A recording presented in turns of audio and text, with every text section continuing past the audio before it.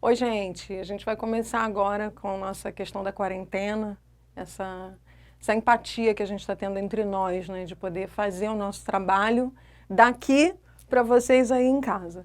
Sheila Monteiro, como vocês estão vendo aqui.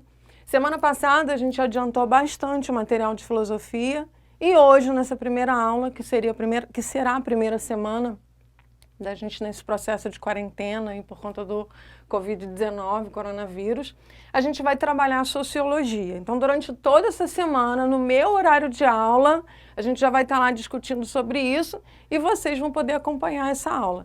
A gente vai trabalhar, a partir do material do poliedro, com o capítulo 3 e o capítulo 4 de sociologia. A gente vai trabalhar no capitalismo, sob suspeita, no capítulo 3. A gente vai falar as concepções de Marx e a crítica do capitalismo, modos de produção, a relação de mais-valia, classes sociais. Weber a gente vai trabalhar no capítulo 4 com a ação social, a necessidade de antropologia, a relação entre o capitalismo e o protestantismo. Vai ser um pouquinho diferente da minha aula, porque é o que vocês já perceberam por aí. Eu vou tentar me aproximar o máximo que eu puder, apesar da gente ter uma distância. Mas a gente vai procurar ter uma fala bem legal para a gente poder entender o processo dentro da sociologia nesses dois capítulos. Bom, no primeiro momento eu quero deixar para vocês que as obras de Marx não são umas obras tão simples assim de se entender. O pensamento do capitalismo, a partir de um pensamento marxista, ele é extremamente complexo. É óbvio que a gente não se reduz Marx a duas obras que ele tem. Então eu deixo aqui embaixo assim, suas obras não são simples. Então o que se apreende em Marx são seus termos numa concepção didática, por assim dizer. Então a gente vai trabalhar mais os termos em Marx para que a gente possa entender o processo. Mais uma vez, vou puxar a orelha de vocês, óbvio que eu sou dessas, que vocês precisam ler. É óbvio que a gente tem as questões de exatas, a gente vai fazer todas as questões, exercícios e tudo mais, mas a leitura para a filosofia, para a sociologia, para toda a área de humanas, tem que ser feita, a gente precisa fazer a leitura. E é a leitura que garante para a gente, inclusive, fazer uma boa discursiva. Isso a gente já está careca de saber, né, gente? A gente já falou sobre isso. Então vamos lá, rapidinho, para a gente falar um pouquinho mais sobre Marx. Isso aí que vocês já sabem também. Nascido em Treves, na Alemanha, doutorou-se em filosofia, mudou-se para Paris, 1842, onde conheceu Friedrich Engels, que escreveu o Manifesto Comunista. Uma das obras mais importantes, e a gente vai ter essa questão, que é o Manifesto Comunista, obra fundadora de suas teorias inspiradas nos movimentos revolucionários que abalariam, claro, todo o século XX.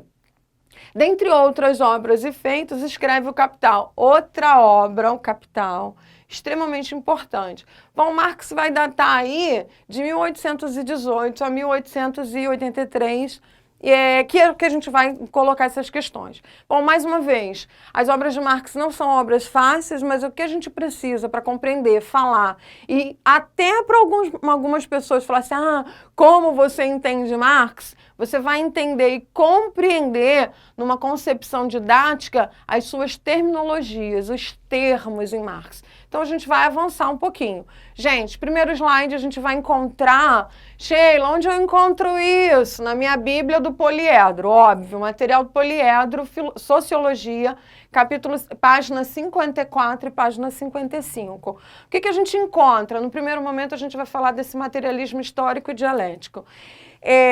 Para que a gente entenda os processos de concepção a respeito do capitalismo, a gente primeiro vai ter que entender o processo de materialismo, né? O Marx é uma questão muito precisa. Para se entender o capital, antes eu preciso entender o que é o material. Então, a questão do materialismo, para ele, é histórico e dialético. Ele é histórico porque é estrutural, ninguém vive sem a matéria impropriamente dita. E é dialético porque ele vai ter essa estrutura de dualidade. E aí a gente vai entender melhor sobre isso. Bom, a matéria, na concepção de materialismo histórico, a gente vai entender que a matéria é a fonte da consciência.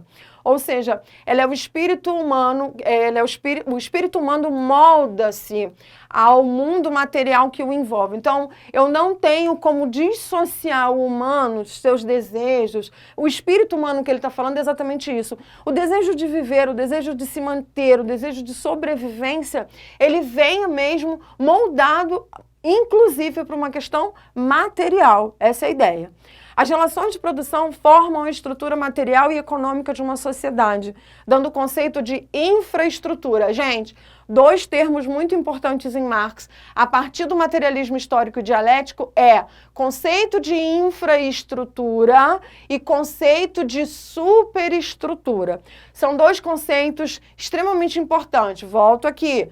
Infraestrutura e conceito de superestrutura. Sheila, como que é isso? Vamos lá para a gente trabalhar melhor. Fica rindo de mim aí, que eu sei que vocês gostam de rir de mim. Ainda bem que não tem ninguém aqui, porque não sai perdigoto perto de ninguém, vocês sabem disso. Mas a gente ainda vai soltar umas piadas. Relação de produção, as relações de produção formam a estrutura material e econômica. Que relação de produção é essa? A minha mão de obra é essa infraestrutura organizada para esse materialismo histórico ali. O que já vai acontecer. O que vai acontecer nessa dialética é, eu tenho uma relação de infraestrutura, a minha mão de obra, quem eu sou, o meu trabalho, promove essa infraestrutura que consiste nas formas pelas quais os homens produzem os bens necessários à vida. Vamos lá. A infraestrutura para que a gente tenha uma videoaula para vocês é cada professor aqui presente dando a sua mão de obra, trocando a sua mão de obra por conta dessa infraestrutura. E o que seria, Sheila, essa questão dialética aí, que é essa superestrutura? Corresponderia à estrutura da cultura, à economia, à política, jurídica e ideológica, que é ditada pelo Estado, pelo direito, pela educação e pela religião. Então, para que o trabalho exista, para que a infraestrutura exista, eu, enquanto sujeito, estou ali correspondendo com a superestrutura, coligado à cultura que está promovendo esse meu trabalho, que é própria de uma ideologia, de uma condição política, econômica, jurídica, ideológica, de um Estado, do direito, da religião e da educação. Então, para que essa infraestrutura, para que essa superestrutura exista, num primeiro momento a gente tem que ter a infraestrutura. Infraestrutura, sujeito, cidadão, que dou aula, que trabalho, que promovo, que faço fazer a renda para uma superestrutura. O meu empregador, a minha política, a minha religião, para que a gente possa entrar nessa questão da dialética. Histórico, materialismo histórico, para a gente poder fechar esse slide. Materialismo histórico, porque é existente e estrutural. Ninguém vive sem a questão do material. Não dá para a gente viver sem questões do material. Dialético, porque ele é contraditório entre patrão e trabalhador. Além de ser contraditório, esqueci de colocar aqui, mas anota você, além de ser contraditório, ele é uma relação necessária.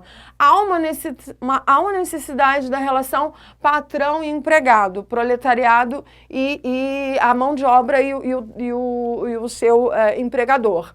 Ficamos entendidos, galera? Beleza? Tá tudo bem? Vocês sabem que vocês podem colocar nos comentários depois ou mandar para mim, Sheila, a gente pode falar, rola um grupo, vocês sabem disso, a gente pode já colocando isso. Tá bom? Não tem problema, me chama, a gente tá lá, vou estar no meu horário de aula, às terças e às quartas-feiras, para a gente poder trabalhar melhor essa questão.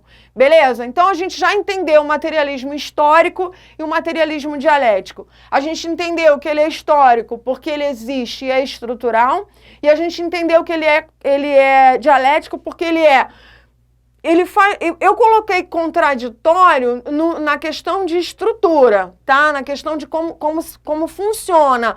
Mas eu posso trocar essa palavra, Sheila, por diálogos diferentes, por dualidades de ideia? Pode trocar aqui. É até bom que você já faz um exercício. Na hora de fazer uma discursiva, fica à vontade, beleza? Vou beber uma água, porque eu sou dessas. Vocês podem ficar aí me olhando, tá tudo certo. Então, galera, agora a gente vai para os modos de produção. É claro que quando a gente pensa a proposta marxista, a gente tem Marx, que vai criar o Capital, né? A obra O Capital, junto com Engels também, vai fazer uma crítica ao capitalismo e tudo mais. Tem pensadores, historiadores, filósofos que trabalham toda uma historiografia a partir do pensamento marxista, que começa a fazer uma crítica muito grande aos que divulgam o marxismo, no sentido de que, olha, o cara não estava tão falando contra o capital assim, contra o dinheiro assim, não era bem isso. Ele estava fazendo uma crítica ao que estava acontecendo desenfreadamente, o que depois a gente vai chamar também de alienação, desse trabalhador não se reconhecer, não reconhecer a sua mão de obra e por aí viver esse materialismo histórico, que é material, vou vivendo desenfreadamente, vou consumindo desenfreadamente, sem fazer ali uma peneira e uma crítica do que é. Então, a gente vai ter o pensamento de Marx, grosso modo, e a gente vai ter o pensamento dos marxistas que acabam reproduzindo seus próprios pensamentos a partir de um pensamento marxista. Não vou formar nenhum marxista aqui. A função da aula de sociologia não é fazer vocês serem ave Marx, não é nada disso.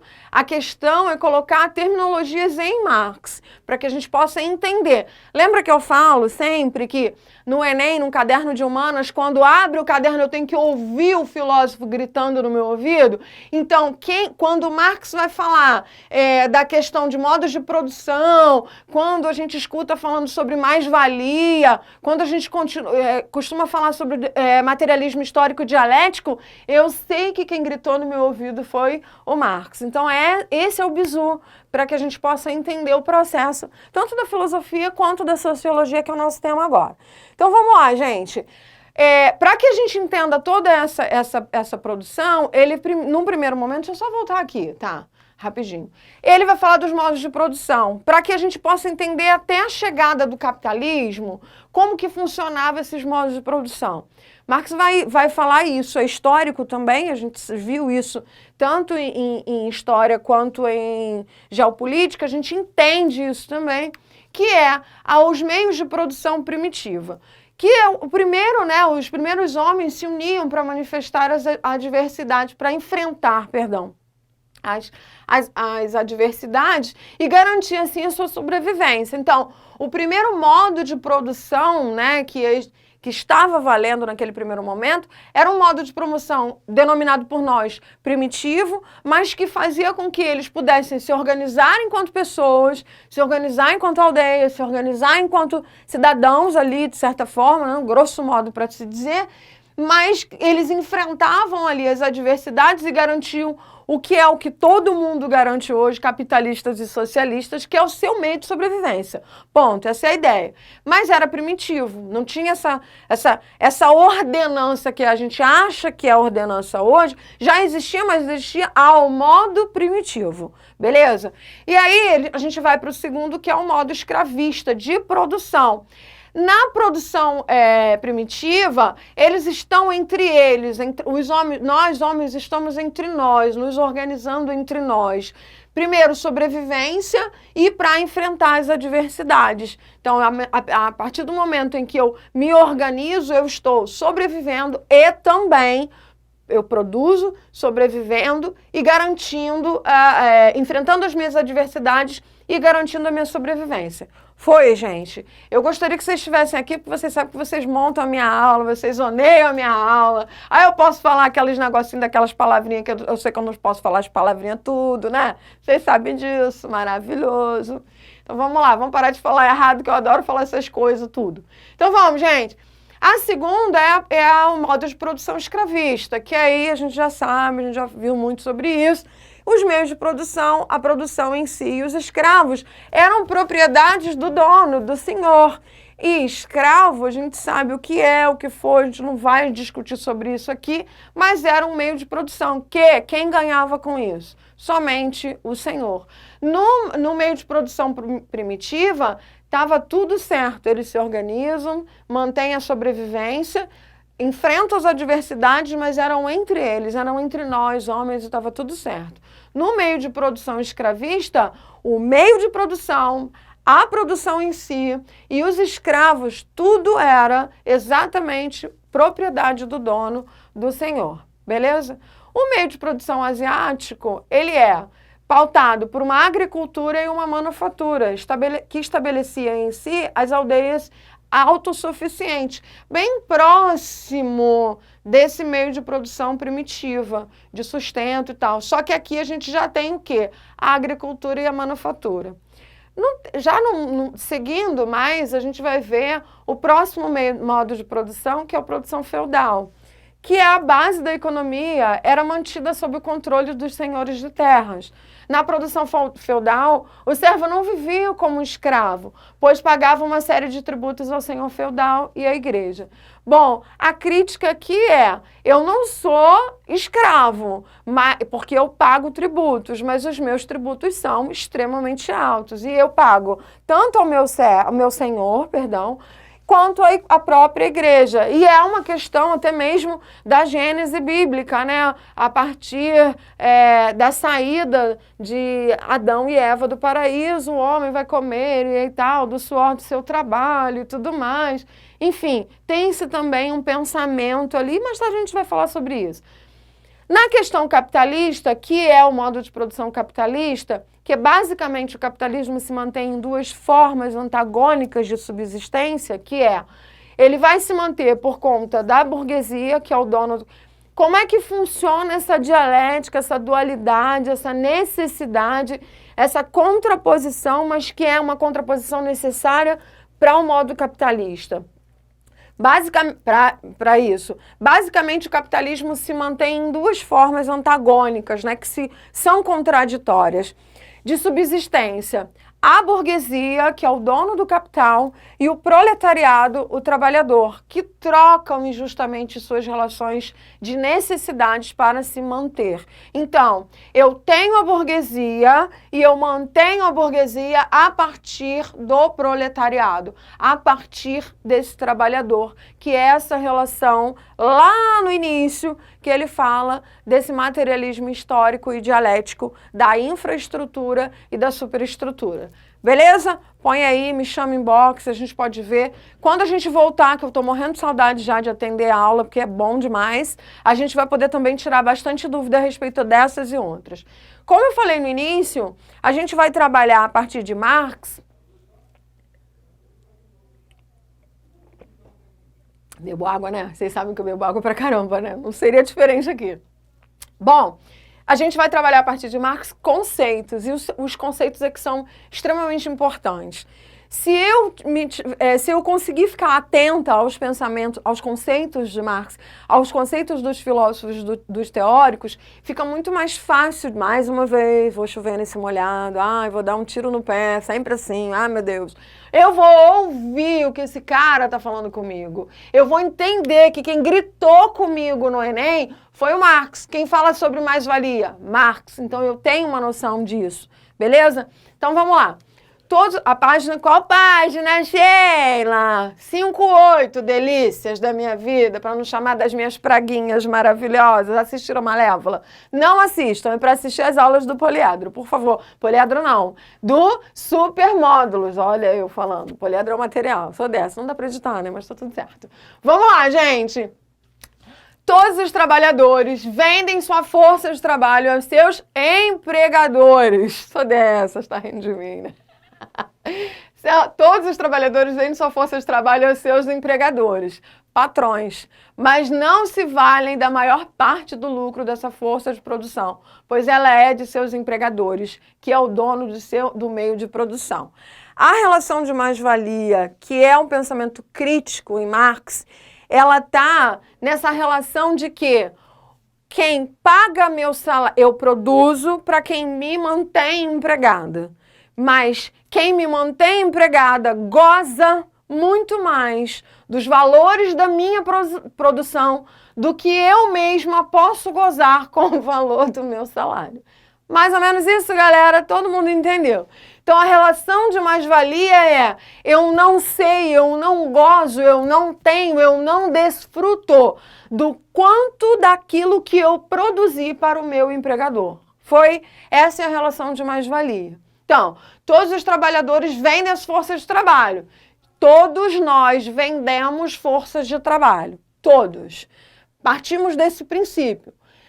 Aos seus empregadores. Mas não se valem. Eu não vou me valer quando eu vendo a minha força de trabalho com o mesmo gozo que o meu patrão tem nesse exato momento. Não há esse prazer, esse gozo da minha grana em cima disso tudo. Pensamento marxista, que nome que eu dou a esse pensamento? Relação de mais-valia. Sempre o empregador goza mais do que eu, empregado, proletariado, daquilo que eu produzi. A fatia do bolo, a fatia do gozo é muito menor do que a fatia que ele tem em mãos. Tranquilo? Então vá. Mais-valia absoluta. Aí a gente tem dois tipinhos aqui.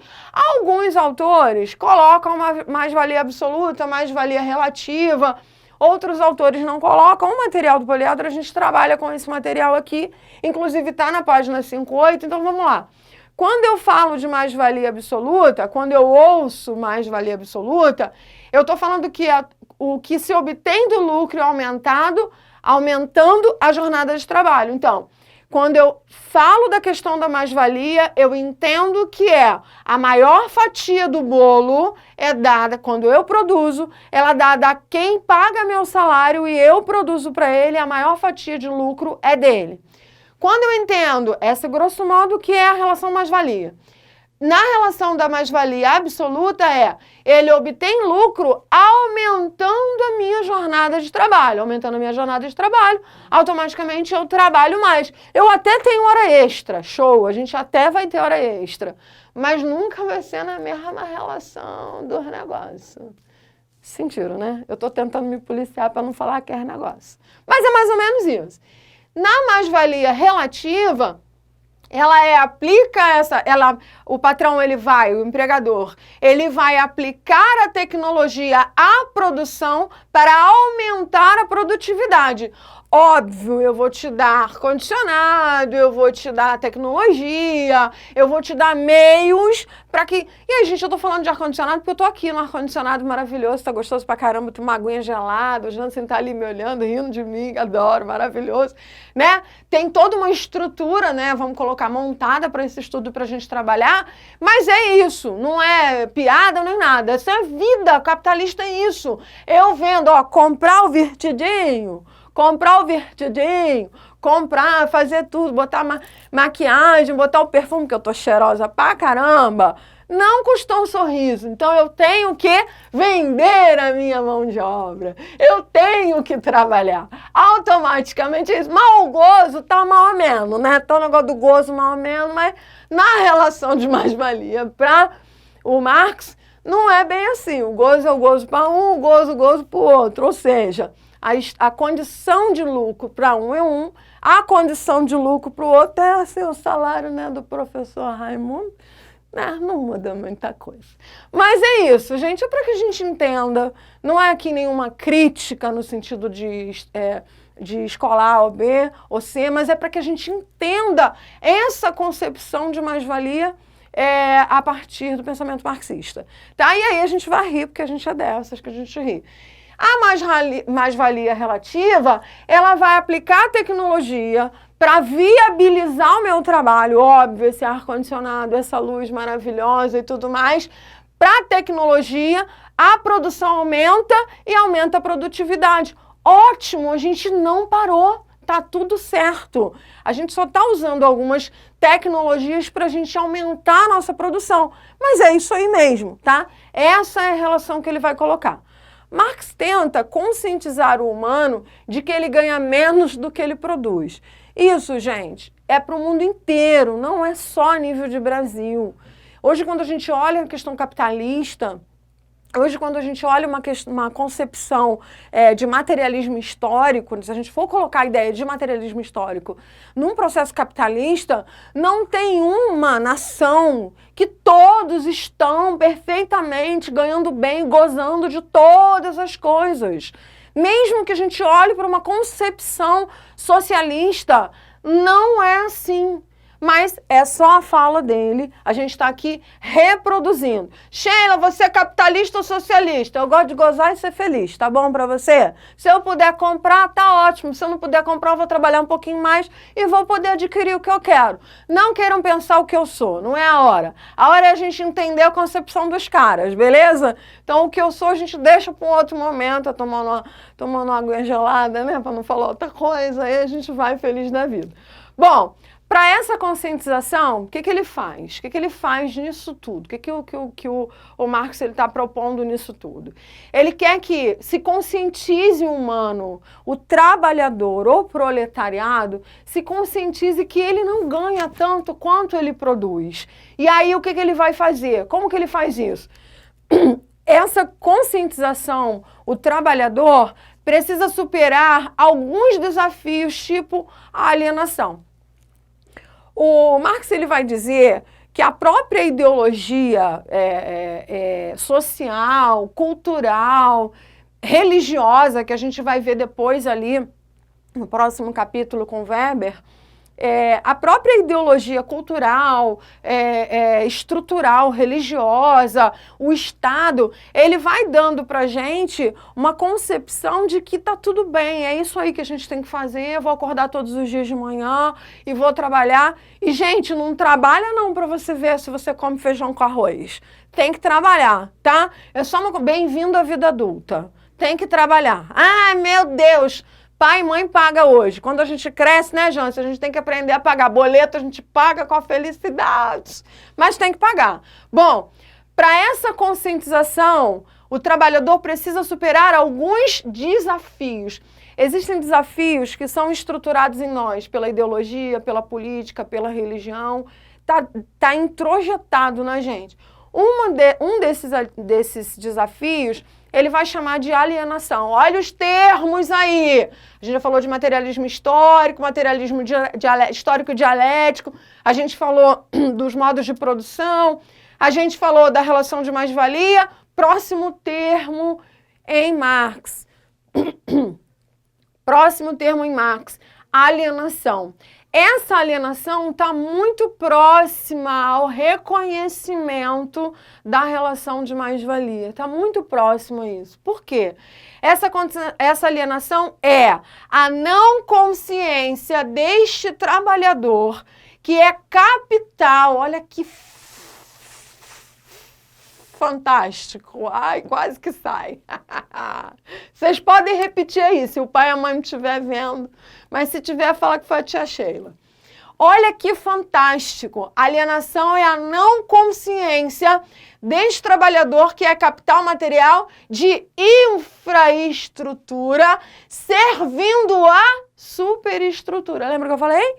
Eu, mão de obra, sou infraestrutura que sirvo a uma superestrutura, macroestrutura, maior do que eu, que manda, que está estruturada, que já existe. Eu só estou reproduzindo. Essa é a ideia. E aí, essa alienação, quando o trabalhador não sabe a importância do seu papel e se acomoda e não se organiza para mudar a realidade na esfera social.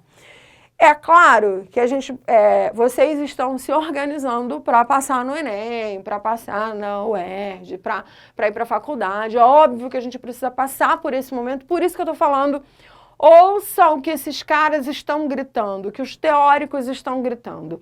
Mas quando a gente abre os olhos e a gente percebe esse processo de alienação, a partir do pensamento marxista, a gente não se acomoda mais a uma condição que a gente está. a gente vai fazer o quê? Vai trabalhar, vai estudar, vai mudar de vida e tudo mais. Não é fácil viver no mundo capitalista. Era isso que talvez ele quisesse dizer. Não estou na cabeça dele, não vou dizer, era isso e ponto que Marx queria dizer. Não estou na cabeça dele, não vou pensar assim, não sou uma marxista louca para tentar reproduzir coisas que de repente o cara não disse, só estou recolocando a ideia. Talvez essa não acomodação, talvez esse enfrentamento e reconhecimento de alienação me tira da inércia. Eu trouxe uma charge que vai replicar bastante para a gente poder entender isso bem depois, porque ela está atrelada também a outro termo do Marx, que é fetichismo de mercadoria.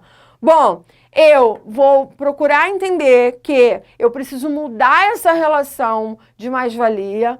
Proletariado é sempre menos do que o empregador. Vou entender, a partir do processo de alienação, que eu preciso mudar de quadro. Se meu trabalho não está legal, se no meu trabalho eu não estou ganhando, eu não estou sendo valorizado, estudo mais um pouquinho, me estruturo mais um pouco e vou trabalhar naquilo que sei que eu vou ser reconhecido e ser bem trabalhado, bem estruturado, melhor num outro momento. Sair da condição de alienação e sair da condição de inércia. Não estou mais alienado à minha condição e eu vou fazer isso. O fetichismo de mercadoria... eu até já reproduzi essa fala, ela não é de um todo errada, mas ela não é a única fala em Marx, para a gente entender o processo de fetichismo de mercadoria.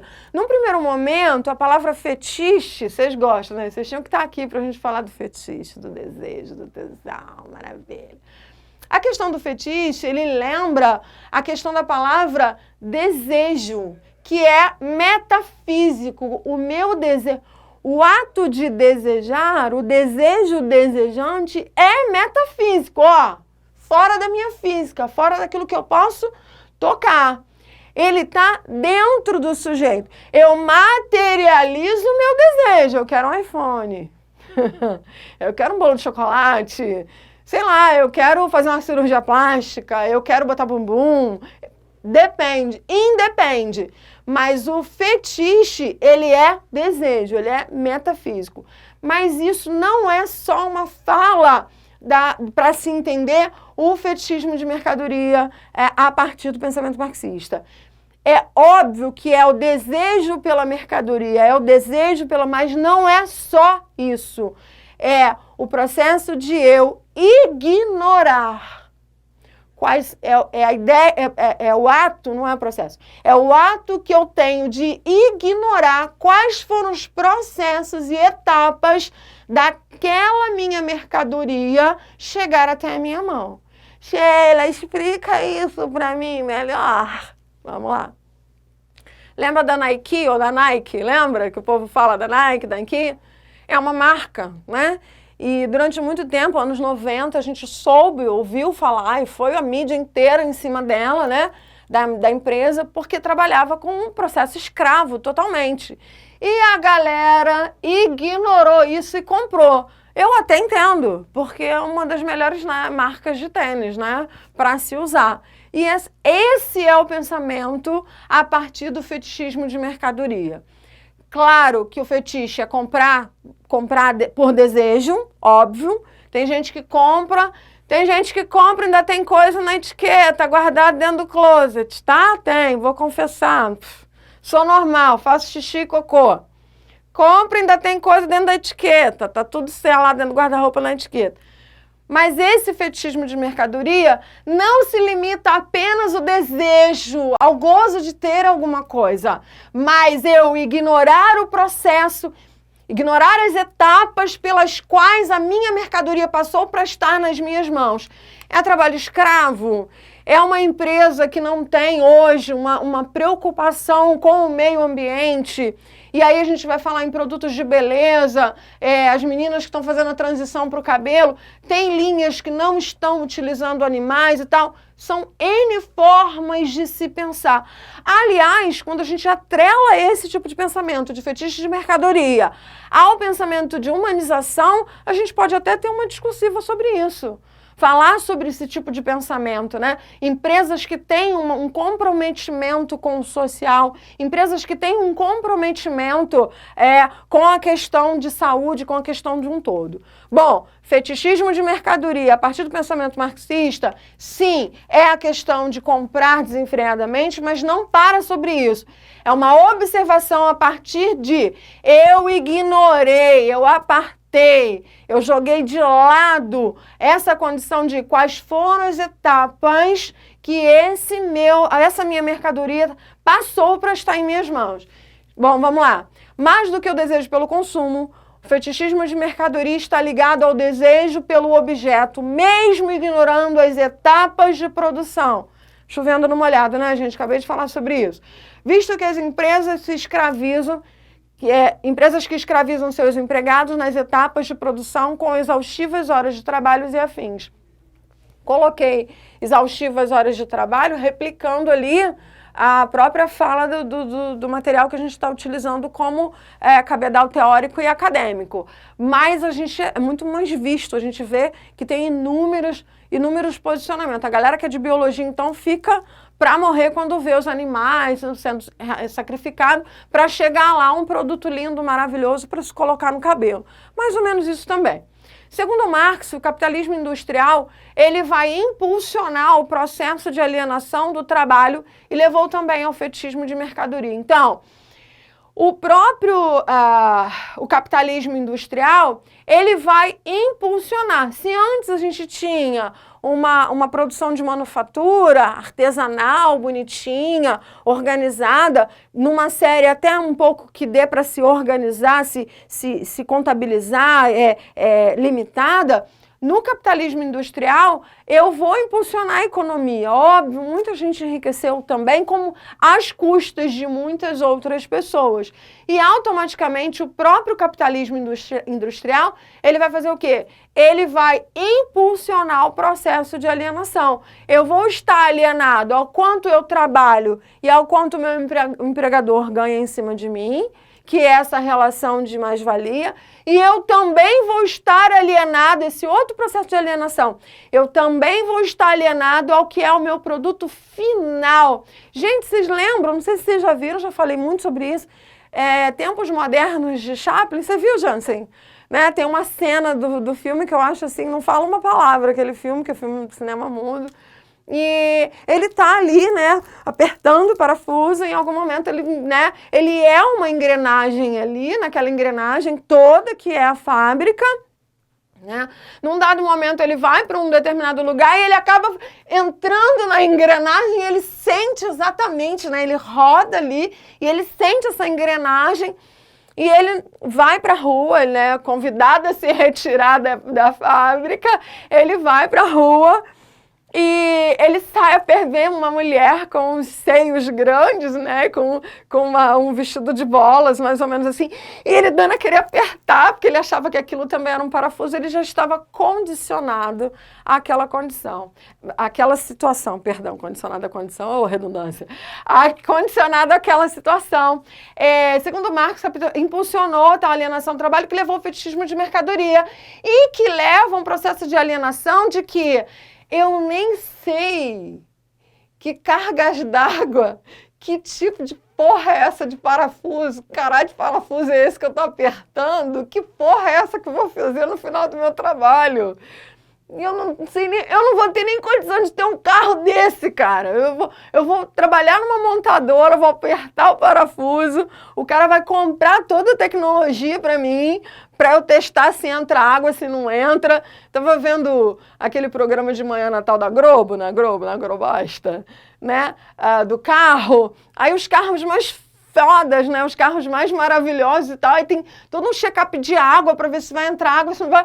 O cara que trabalha nessa empresa não vai nem ter dinheiro para comprar um desse, cara. Vai ter que pagar assim. É isso.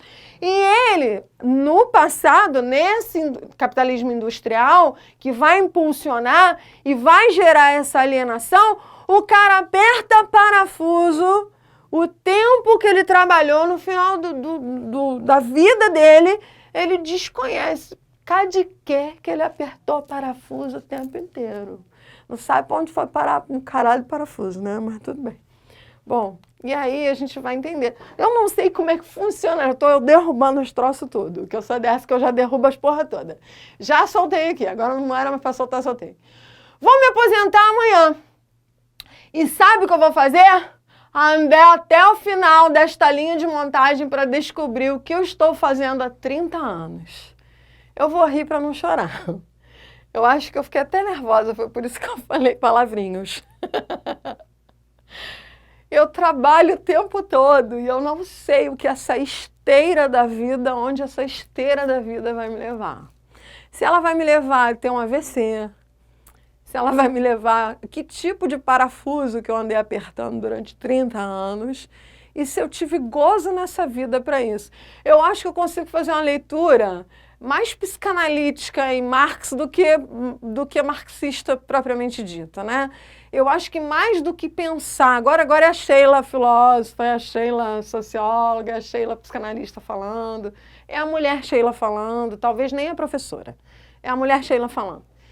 Eu penso que quando ele fala da questão da mais-valia, quando ele fala do processo de alienação, e essa charge, eu penso que ela está dizendo assim, que sujeito fui eu durante 30 anos que odiei o meu trabalho, detestei o meu patrão e não mudei de vida um segundo na minha vida para deixar de me alienar a isso e fazer uma escolha pessoal daquilo que eu quero. Bom, vocês já estão fazendo isso, sentando o bumbum aí para me assistir, para assistir esse cabedal acadêmico que a gente tem maravilhoso dos nossos professores, desejantes de que vocês passem na universidade, que vocês imprimam as suas inscrições nesse mundo, não é para que vocês se alienem, não é para que tenha entendimento e não se tenha um entendimento de mais-valia. Pelo contrário, é para que essa alienação não exista mais e para que essa relação de mais-valia seja, ele pode até ganhar muito, mas eu também quero um bolo legal, eu também quero gozar nisso. E essa visão dessa charge, penso que ela traz para a gente uma visão extremamente subjetiva. É quase que um convite, um tapão de pé de orelha. Epa, irmão, bora aí, o que tu tá fazendo na tua vida? Vai ficar apertando parafuso 30 anos? Vamos embora lá, de repente a gente tem outra coisa para a gente fazer, vamos ganhar um mundo, vamos fazer algo diferente, né? Buscar algo diferente. E numa revolução industrial, a nova revolução industrial, ela está muito para o sujeito, para o emocional desse sujeito. Quem é esse sujeito? Às vezes você escolhe trabalhar, enfim. Claro que vai ter outras condições de trabalho, e se vocês estivessem aqui seria bom porque a gente abrir essa discussão. Vai ter pessoas que não vão escolher trabalhar ali, mas vão trabalhar. E depois já estão tão acostumados que a zona de conforto, ela é acomodativa. E você não quer mudar, tem medo da mudança. Então, vou trabalhar, vou me aposentar e vou até o final da esteira para saber o que eu fiz durante 30 anos. Por que eu apertei parafuso e qual parafuso eu apertei e o que ele fez. Será que eu preciso esperar 30 anos para ter uma atitude de descanso, de gozo, de alegria, de satisfação? Momento Sheila Monteiro, né? Porque eu sou dessas. Tá aí, pensa nisso, tá, gatinho? Não para de pensar nisso não, titia tá dando as ideias tudo para vocês. Então vamos lá, gente. O ideal socialista e a realidade. A gente não vai falar sobre o socialismo, os preâmbulos, como foi, nada disso, mesmo porque o próprio material do Poliedro não está pedindo isso. A gente vai colocar aqui o que seria esse ideal e a realidade num único slide, página 60, tem que sentar o rabo na cadeira para ler. Leitura é importante. Aproveita esse momento que a gente está vivendo. Leiam, ler é importante. Tem podcast também, tem canal, então a gente vai procurar leitura. Eu já dei link para vocês de coisas que eu indico para vocês lerem. Por favor, esse é o momento. O que a gente faz? O ideal socialista é a realidade. Para Marx, a classe dominante faz uso da ideologia. Essa questão da ideologia eu já coloquei para vocês, que é o que dissimula as aparências e impede a consciência do explorado. E, nesse primeiro momento, o que a nossa realidade para que a gente pense num ideal socialista, a gente tem que entender que estruturalmente o capitalismo e o materialismo, que é histórico e dialético, ele já existiu.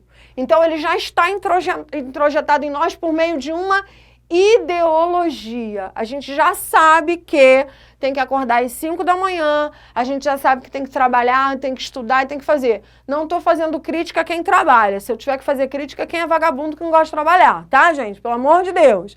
Mas a crítica que eu faço é, eu gozo naquilo que eu faço. Que gozo é esse, Sheila? Alegria, satisfação. Você chega no seu trabalho feliz ou você chega no seu trabalho com ódio do mundo querendo puxar tapete dos outros? Essa é a crítica da tia Sheila. Sempre vocês sabem disso. Que eu posso estar pé da vida com os meus problemas, tudo. Posso estar cheia de problemas. Mas eu sempre venho trabalhar alegre e feliz, porque essa é a minha condição.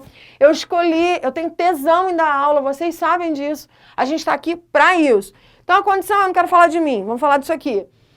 Para que a gente entenda a questão do socialismo, a realidade é capitalista e ela é estrutural. A partir desse momento da estruturação, ele fica difícil, impede uma consciência. Então, caberia ao trabalhador a praxis, que é o termo em grego que significa fazer. Como? Organizando os demais membros da sociedade operária, a fim de mobilizar uma prática transformadora que desmonte aos poucos os meios de produção capitalista, impondo a ditadura e o proletariado. Bom, a partir desse momento, a gente sai da concepção marxista, que ele vai colocar essa realidade. Vocês viram que eu não abri discussões de socialismo contra o capitalismo, não é nada disso. A ideia é entender os pensamentos marxistas. Vou contar aqui 1, 2, 3, 4, 5, 6, 7. Em 15 minutos dá para fazer 2 aulas? Vamos ver o que a gente pode fazer aqui. Bom, se a gente for falar a nível de Weber, a gente vai fazer uma concepção de que ele é de 1864 a 1929. A gente vai entender isso a partir da página 74 e 75. Ele é fundador clássico da sociologia. Weber trouxe a postura do capitalismo necessária enquanto um sistema. Para Weber, o objeto da sociologia é o sentido da ação humana. Quando ele vai falar de ação social, ele vai falar que toda a ação social ela é advinda a partir de uma concepção, de um sentido humano. Nenhuma ação, para Weber, nenhuma ação social, nada. Levantei para ir fazer alguma coisa, levantei para ir trabalhar. Tem que ter um sentido, ela faz um sentido. Essa análise é por meio da compreensão. Portanto, a ação social é uma ação dotada de sentido. A gente tem a ação por tradição, rapidinho o quadro para vocês verem. A gente tem uma ação por tradição, ela é motivada pela minha família. Eu sou o que a minha família é mais fácil, mais simples. Há um motivo de eu ser. Por quê? Porque minha família é. A ação emotiva é motivada pelo fato daquele objeto ou ação causar adoração e desejo. Somos seres emotivos, emocionais. Então, a ação emotiva é aquela que é causada por um desejo em mim. Eu sou motivado pelo fato daquele objeto. Que objeto que é? Casamento pode ser um objeto, meu carro é um objeto, minha casa é um objeto, casa de praia. Dentro de mim há uma adoração e um desejo. Eu não fui comprar aquilo, eu não adquiri aquilo à toa, pela ação emotiva. Para ele, a ação racional por uma finalidade. Essa finalidade é daquele modelo escolhido de ser o mais confortável. Então, qual é a finalidade daquilo, de eu ter aquele carro? Porque ele é confortável. Qual é a finalidade de eu ter aquele tênis? Porque é confortável. Essa é uma ação. E lembra que a gente está falando de ação num sentido material, propriamente dito, no sentido de aquisição de coisas mesmo. E a próxima ação é a ação em relação a valores. Eu sou motivado pelos fatos das relações de custo-benefício, ou seja, do sujeito em questão. É valores propriamente dito, valor monetário e também dessa relação de valor monetário no custo-benefício e valores mesmo. Aquilo que eu comprei, que é tão caro, tem também um valor também muito importante emocional para mim. E é tão caro também. Então, também está dentro dessa questão do custo-benefício. Ok? Gente, eu vou dar uma acelerada. Coisa rápida, mas eu vou acelerar assim meio que com beijinhos. A necessidade da antropologia. A partir do momento que o Weber vai falar dessa questão social, a gente vai colocar a ideia do cientista social, né? E para ele, o cientista social, ele tem que pautar a partir de um instrumento que se chama neutralidade, né? O cientista social, o sociólogo, quem se debruça sobre essa questão acadêmica, para o Weber, o tipo ideal é essa neutralidade. Essa neutralidade para ele é um modelo perfeito, mas é apenas na verdade não é um modelo perfeito, é um modelo de tipo ideal, mas não é um modelo perfeito porque ele é só um instrumento. Que seria essa neutralidade, Sheila? Vamos lá.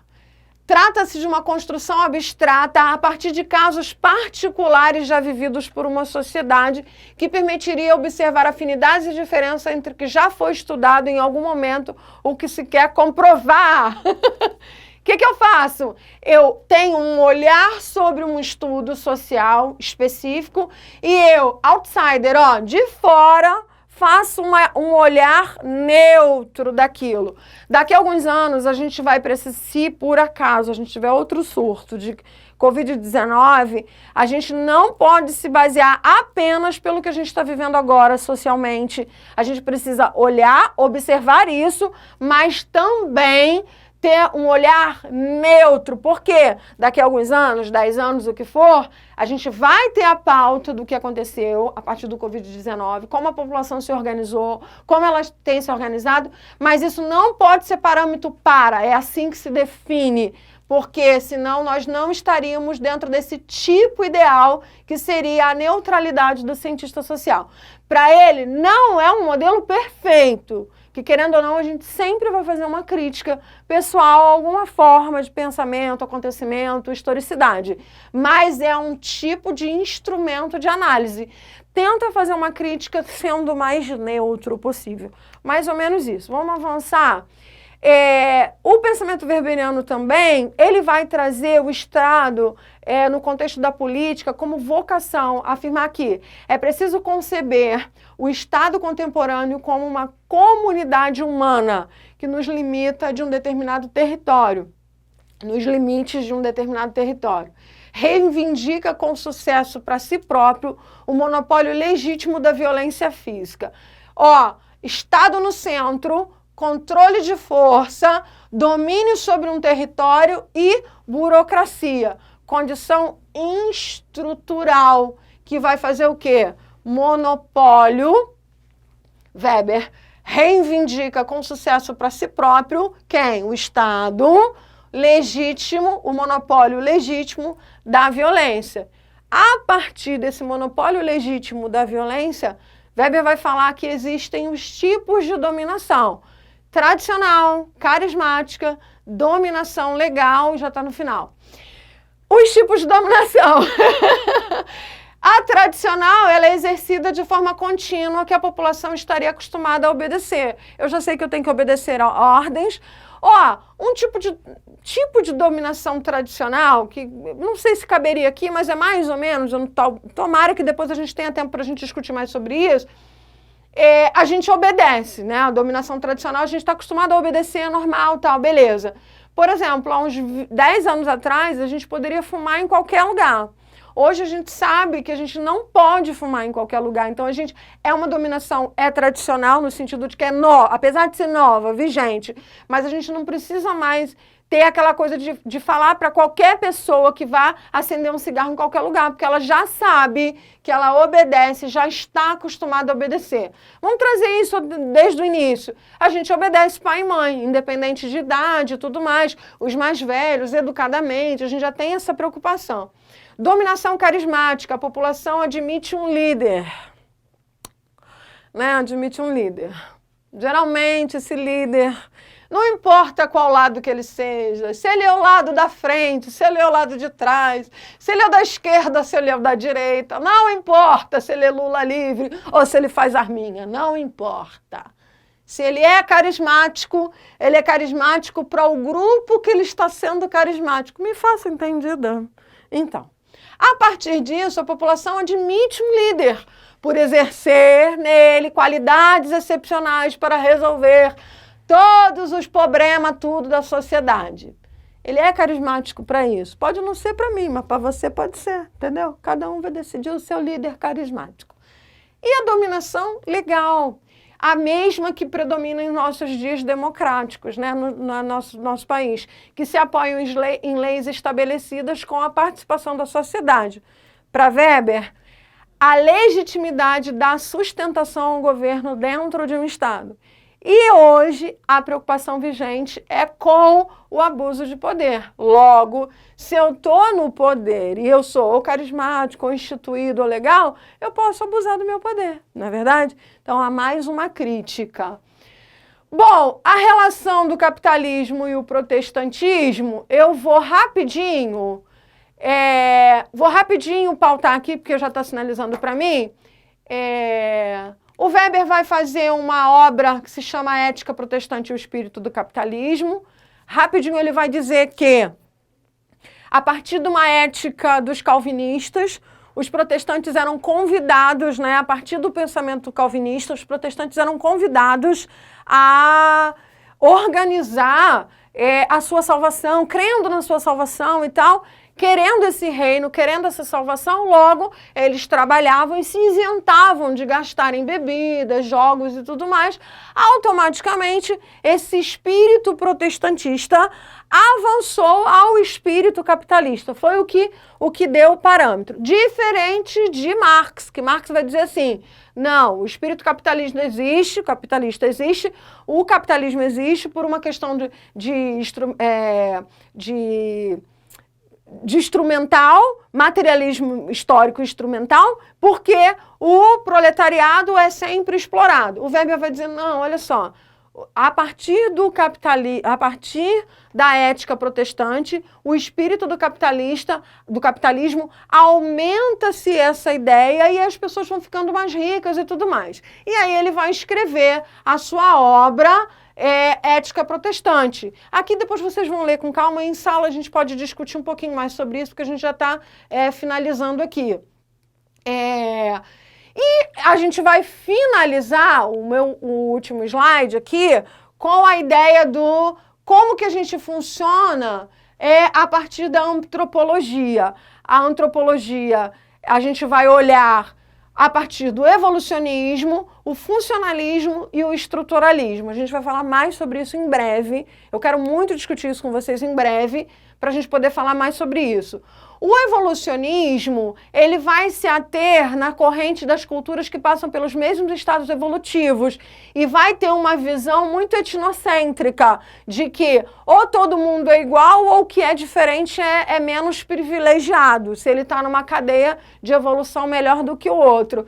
E na ideia sociológica e na ideia antropológica, a gente precisa observar a ideia de alteridade, entender a qualidade de estado diferente do ser o outro, isso é altamente sociológico, e a gente vai entender isso por um processo também antropológico, e a gente precisa entender e negar esse etnocentrismo, que é a ideia de que eu sou melhor do que o outro. Não existe isso. Então, o evolucionismo, ele é altamente etnocêntrico. Enquanto que a ideia do funcionalismo, ele faz os estudos das sociedades não europeias, e aí o que ele vai fazer? Ele vai observar a visão etnocêntrica, pois diferenças existem, elas são necessárias. Então a gente vai observar essa alteridade, vai dar uma ideia de alteridade. E o estruturalismo, estudo do que não pode ser observado em uma estrutura social, enfatizando uma existência de um substrato inconsciente. E agora a gente falou minha língua, né? Falou de inconsciente, lembra do Freud, aquele homem lindo, maravilhoso, pai da psicanálise. Esse estruturalismo é um estudo que eu não pode ser observado em uma estrutura social, enfatizando uma existência de um substrato que é inconsciente. O que é isso, inconsciente? Ele é subjetivo. Há um substrato em mim específico, no Jansen específico, e em cada um de nós na sociedade que é subjetivo, particular e desconhecido. Inconsciente freudiano é o que é desconhecido, mas que está dentro de mim. Esse substrato, ele é comum a todos, ou seja, todo mundo tem um desconhecido aí dentro de si, tá? Vai para frente do espelho e fala, eu tenho um desconhecido. É aquela história do eu não queria fazer isso e acabei fazendo, mais ou menos isso. Mas se você premeditou, você é um canalha. Porque se você não premeditou e fez, é o tal do inconsciente. Mas se você premeditou, eu fiz, canalha. Falta de caráter isso, na minha aula a gente conversa. Esse substrato desconhecido, ele é comum a toda a humanidade. É seu principal defensor, foi o Levi-Strauss. O Strauss, ele vai falar exatamente desse inconsciente como subjetivo, particular e desconhecido, a partir de um momento social. E o Freud vai falar de concepções de instâncias psíquicas, como isso vai acontecer.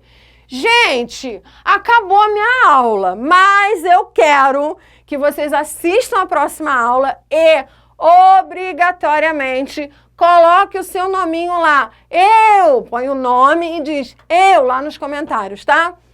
Beijo, até a próxima, morrendo de saudade, beijo de vocês, tudo de bom, tchau.